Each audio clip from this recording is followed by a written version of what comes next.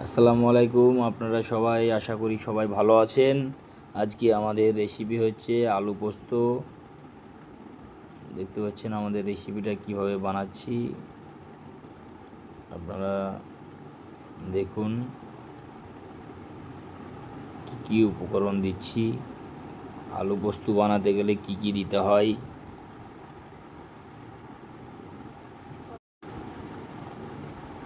আর আমাদের ভিডিওটা like comment share করবেন, আশা করি চ্যানেলটাকে সাবস্ক্রাইব করবেন। আপনাদেরকে নতুন নতুন ভিডিও দিব উপহার।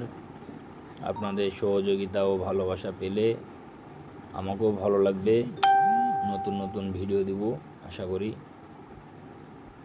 আর এবার দিয়ে দিলাম স্বাদ মতো চিনি, এবার দিয়ে দিলাম চিরানো কাঁচা লঙ্কা।